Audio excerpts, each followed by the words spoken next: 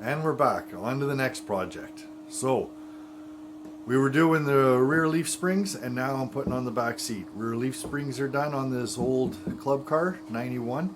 So there's a video for that if you want to see it. It'll be under the same playlist, the golf cart playlist. But now we're on to the back seat. So let's take a look. So what we're doing here is we have the instructions, and so rather than show you everything like other videos, I don't want to make this for a 2-hour video. I'm just gonna show you what I'm doing next, and then do a quick video of what I did and any issues I had while doing it. Right off the bat, before we get going, I can see that there's going to be an issue with wanting to hold this up once you have to remove all this on the old style, because this does not work with the back seat. So it comes with the new supports. So once you do that and take these off, what's holding your roof up? So good old trusty hockey stick, something I got a bunch of in the garage here. So I'm gonna have one of them just to hold it up. I see that as an issue, so hopefully that'll solve that, to hold that up while we're doing supports. The only other issue I think I'm going to see is these old bolts, which I learned from doing the leaf springs. They don't undo. They are glued. They are amalgamated with the body themselves. So they all got drilled out. I can see that again happening here. But I have replacement bolts in the kit for all of them. So worst case, drill them all out and away we go. So the rear bumper comes off, all this comes off, and then everything starts from scratch and bolts on. So once we got everything out and clean holes to drill into the frame with the new bolts, or bolt onto, we should be okay.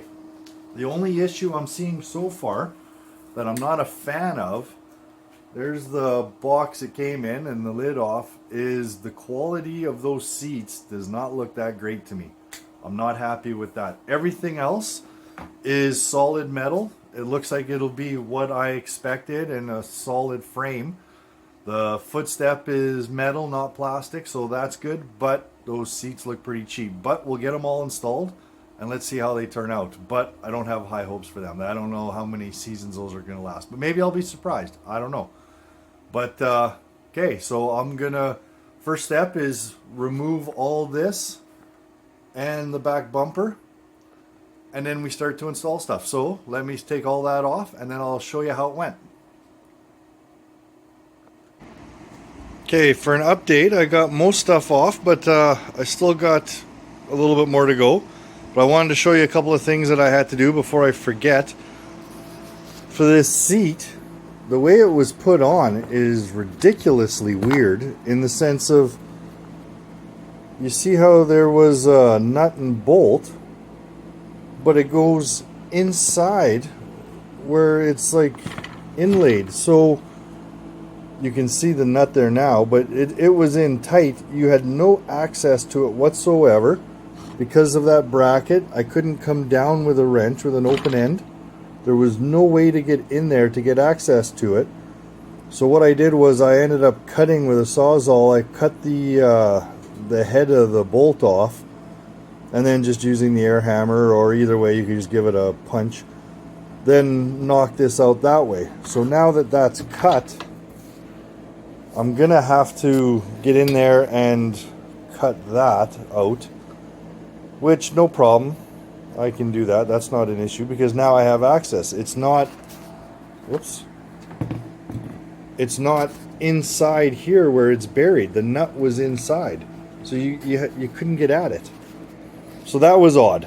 So even if it wasn't all rusted, how do you get access to it? So I had to do that, but I'll come up with clean that out, and then we'll see how that bolts on to the new one. So that's one thing that was odd. The next is these bolts. I got one out, but part of it is just a rust issue. But there's also not much access in behind. So we'll see how that goes. But just keep working on it. Where there's a will, there's a way, right? For the bumper, you couldn't get access to the nuts. They were so rusted, and it was Phillips on the top end, so you couldn't even get like a bolt with an actual good way to grab it. So being Phillips, you can only grab it so well. But they were rusted, all 4 of them. So what happened was I drilled the top, which pushed it through the bumper. Was sort of 2 pieces like this, with the bolt going through both of them and then through the hole. So by drilling the top of the bolt, I could get it past this first rubber part of the bumper. So now it's sitting down here, which then made the bolt stick out longer out the bottom. Then I couldn't get a grinder in there or a Sawzall, but oddly enough, go looking in the craft bin, a Dremel with an actual zip disc style, but it was big enough this way that I could, I had the depth to just zip off the bolts that way.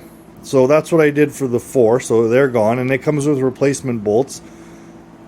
These ones I am supposed to keep according to the instructions, so we'll be buying new ways to, we'll see how it bolts on, and I'll have to buy some hardware for that, no big deal. And these ones, I got one off and I was able to undo it. I need to keep these in theory, but again, I can buy more hardware if needed. But so that's where I'm at right now. So we're getting there. Piece by piece. Once all the old stuff is out, and well, other than buying new hardware, and I have all the clean spots to attach the seat to, it should go pretty simple then. But here we go. We'll just keep picking away at that, and I'll let you know when we get to our next step and any things I encountered along the way. All the rest of it came off pretty easy. All clean now and ready for the install. The old girl looks sad. That's okay. I'll fix you up, girl. We got you. So first is bumper, back stuff, the plate across and some stuff here. I'll put some on, show what it said. I'm going to go step by step as per the instructions. And we'll see what we got. This back area and bolts I had to cut when we hit that. I think we should be good, other than the bolts that hold on the rear cushion, the front seat cushions.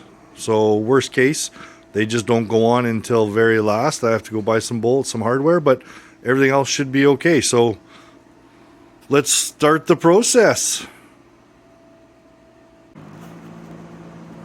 Put on a few pieces here.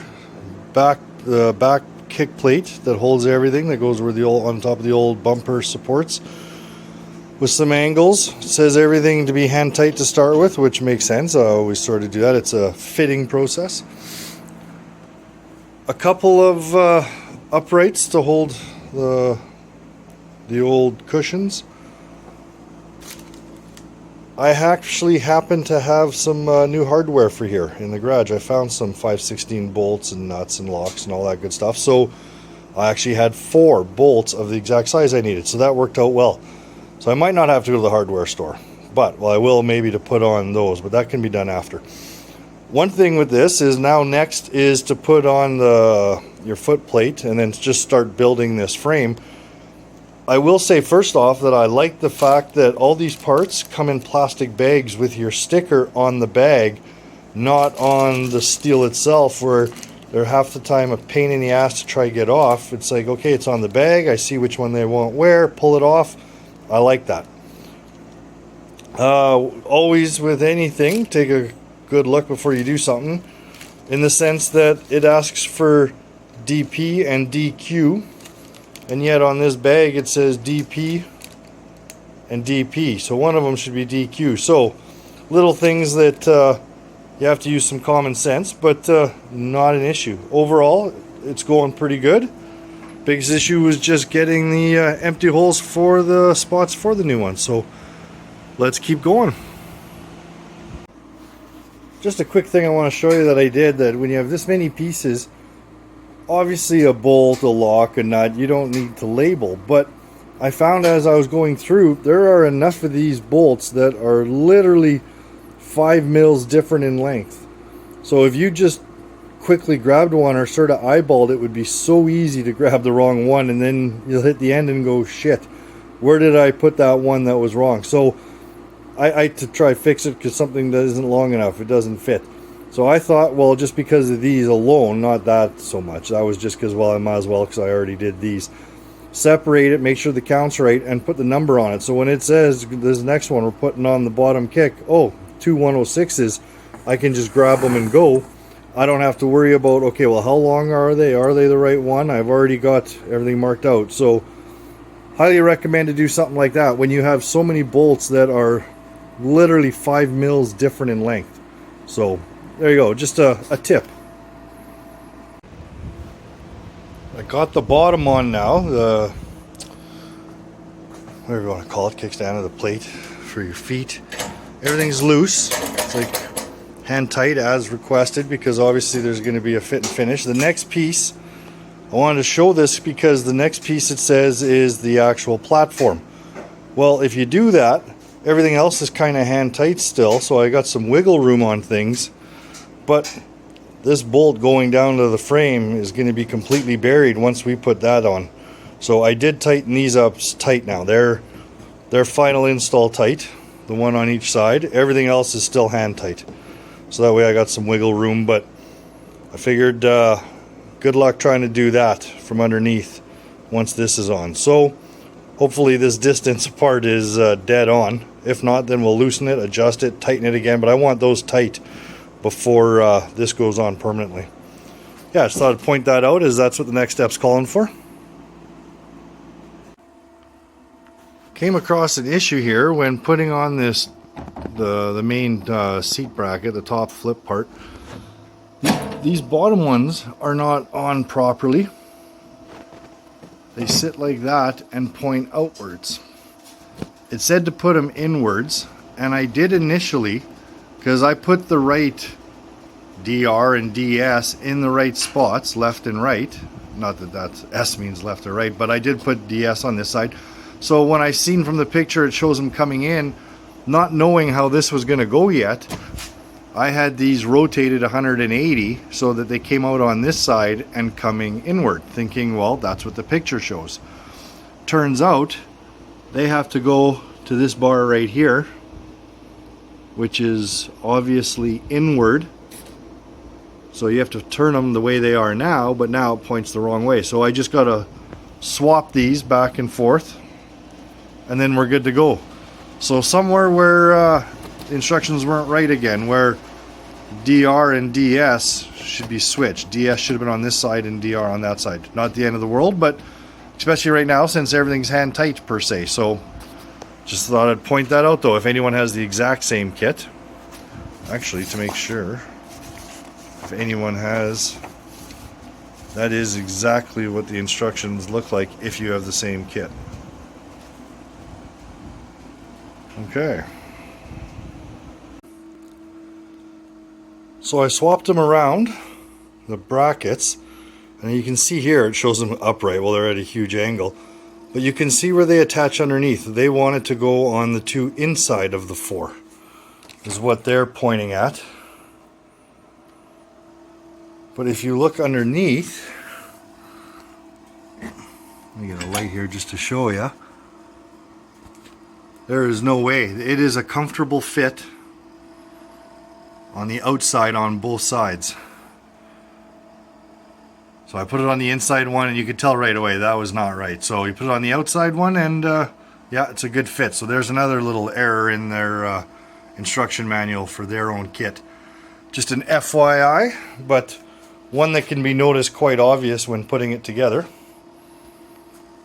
So let's keep going. See what other little baby surprises, that's all, that we can find.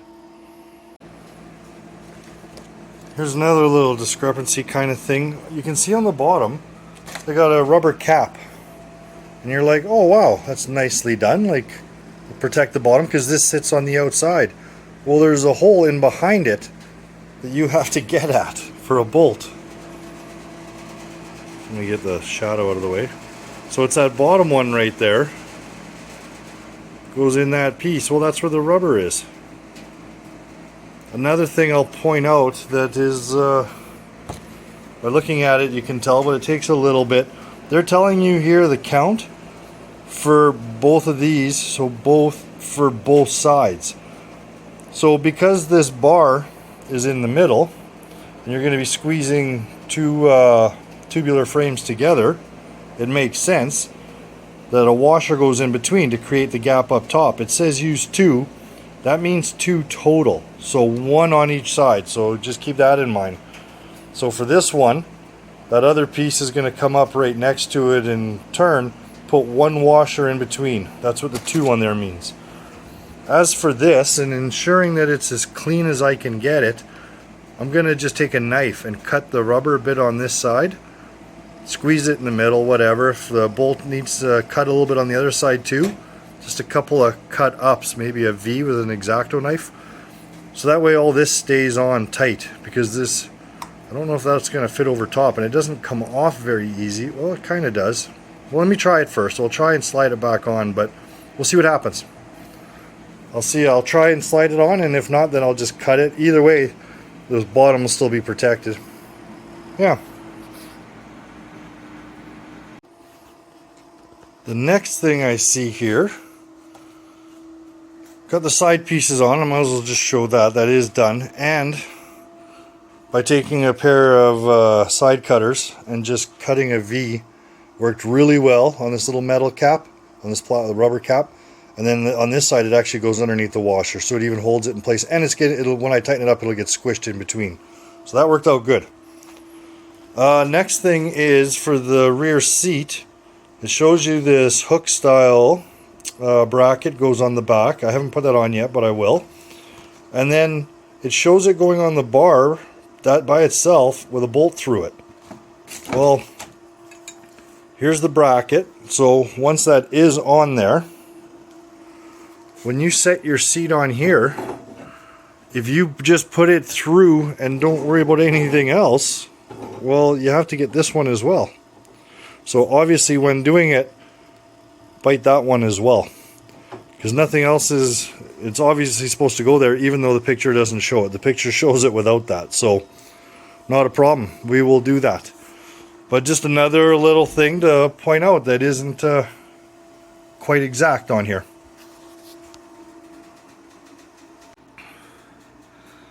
All buttoned up and done now. It's all tightened up. I got to do the put the existing back seats, back cushions for the driver and passenger on, but I got to get some hardware for that. But other than that, and they'll bolt on easy now. So I'd say overall I'm happy with the fit and finish. It does seem like it kind of sits this way a little bit. Not a big deal. I tried sitting on it, and with the new springs, it barely even goes down at all. Where I had my son, who's about 200, and I'm about 215, 220. I had him hold on to the box of the back seat and stand on the back before, and with the old springs, and it almost, the wheel well almost touched the tire. Now I sit on it with that on it, and it barely goes down. So everything is working as it should. All the bolts are tight in the sense of there isn't a way to, they're slotted, so you can't maneuver it or jimmy it at all to try flatten that at all. But overall I'm happy with it. It has a handle right here to grab. Hopefully the white part here with your just hands over time doesn't get filthy black there, but it probably will over time. But yeah, all metal construction. It's sturdy, it fits well. Everything went together well, other than the instructions being a bit goofy at times. No, I'm happy with it. So there we go. There's the final on the flame cart with the back seat, the new leaf springs.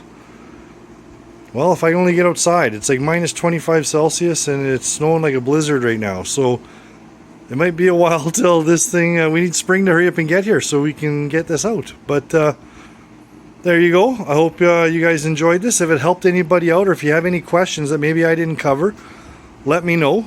I answer them as best as I can. And hopefully that helped you. Throw a like or subscribe if it did, and we'll see you on the next one, guys.